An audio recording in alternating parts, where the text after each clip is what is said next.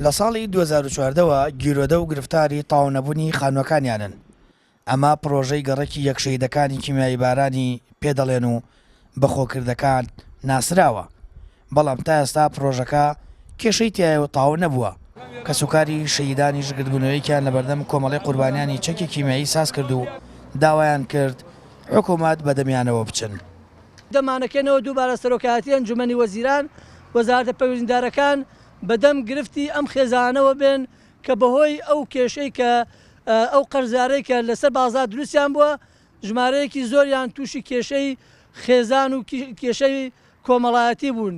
ئەمە پەیامی کەسوکاری شەهیدانە ئەوانەی کە خانووی خۆکردیان لە سنووری پارێزگای هەڵەبجە هەیە وە ژمارەیەکی تر لەوانش تا ئێستا هیچ لە سولفەکانیان وەرنەگرتووە. بۆیە ئێمە داواکارین بۆ هەمویان کار بکرێت. کەسوکاری شەهیدان دەڵێن بۆیە پەراوێزخراون و گوێیان لێ ناگیرێت چونکە بێکەس و بێپشتن. تاو نەبوونی ئەو پرۆژەیەش دەیان لانی نەرێنی هەیە و کێشەی خێزانی و کۆمەڵایەتی لێکەوتوتەوە.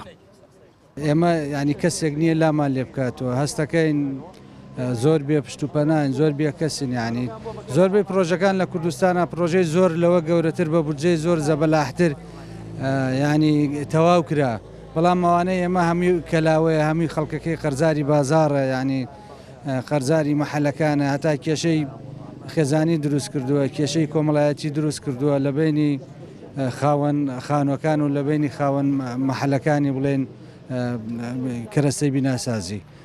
لەو کاتۆ ئێمە و مەعاناتەمانەیە داوامان وایە لایەنی پەیوەندیدار سەرۆکایەتی حکوومەت هەر کەسێک دەتوانێت قسەیەکمان بۆ بکە، ئیشێکمان بۆ بکات، ئێمە سوپاسیانەکەی. خزمەت گوزاریشی نییە، ئاوی بۆ کراوە، ئیتر ئاو کارەبای هەیە، ئیستا ئاو کارەباکەی بۆ کراوە، بەڵام قیر و شۆستە و ئاوەڕۆی بۆ نەکراوە هێشتا.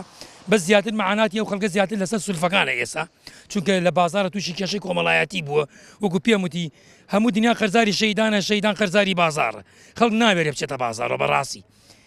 زۆر خەڵک لەو بازارە قەرزارە کەسوکاری شەیدان، بۆیە داواکەن حکوومەتی هەرێم لەم کاتە ئاو ڕێکباتەوە بەرەو 16 سێڕێن لەبەرەوە کەسوکاری شەیدان و قوربانیانی کیمیابارانی هەڵەبجە هەڵوێستێکی تریان نەبێت لە ڕۆژی یادەکە.